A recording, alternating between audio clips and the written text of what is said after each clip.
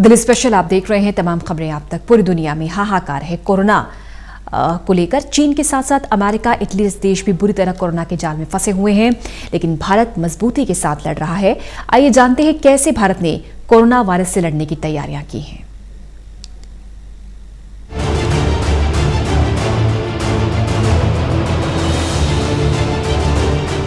Corona corona corona, हर तरफ सिर्फ corona की ही बात हो रही है।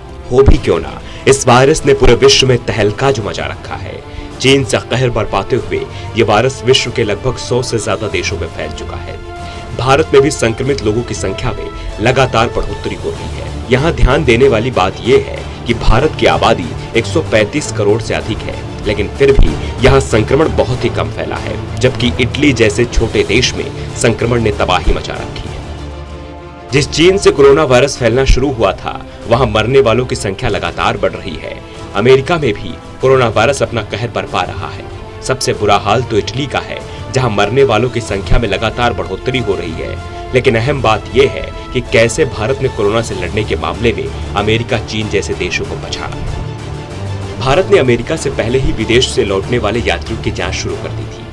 भारत में 22 जनवरी के करीब ही कोरोना वायरस को लेकर एयरपोर्ट पर जांच शुरू हो गई थी, लेकिन अमेरिका ने 25 जनवरी के बाद यह कदम उठाया।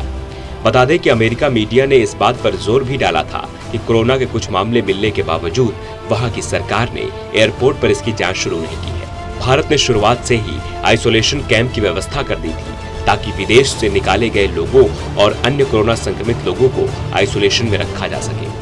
अब तक किसी भी संक्रमित शख्स ने सरकार पर उंगली नहीं उठाई है। इतना ही नहीं, किसी ऑथेंटिक ऑर्गेनाइजेशन ने भी भारत सरकार की तैयारियों पर कोई नेगेटिव प्रतिक्रिया नहीं दी है।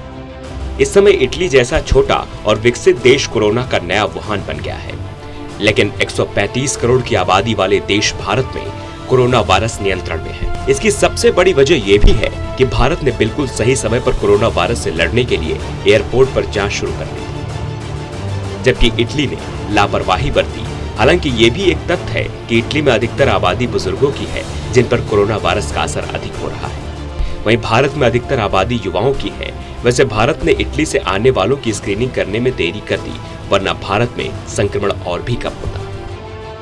रेस्क्यू ऑपरेशन के मामले में भारत टॉप पर है, जहां पाकिस्तान जैसे देश ने अपने नागरिकों को चीन में ही छोड़ दिया।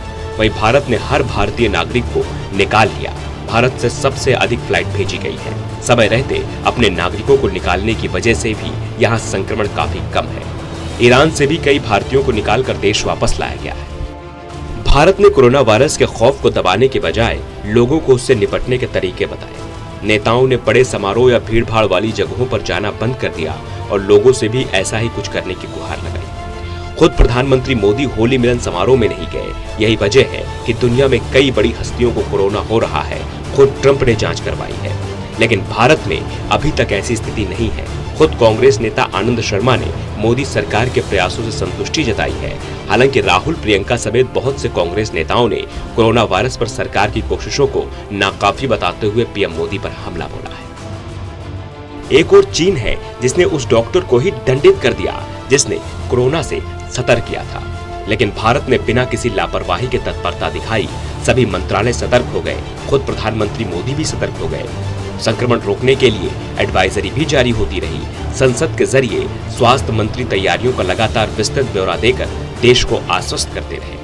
भारत रोजाना करीब 10,000 टेस्ट करने की क्षमता रखता है। सैंपल टेस्ट करने के लिए 65 लैब है और सेकेंडरी टेस्ट के लिए भी 32 लैब मौजूद है। ये सब दिखाता है कि भारत कितनी मजबूती से कोरोना से लड़ने के लिए तैयार है। Special desk, total news.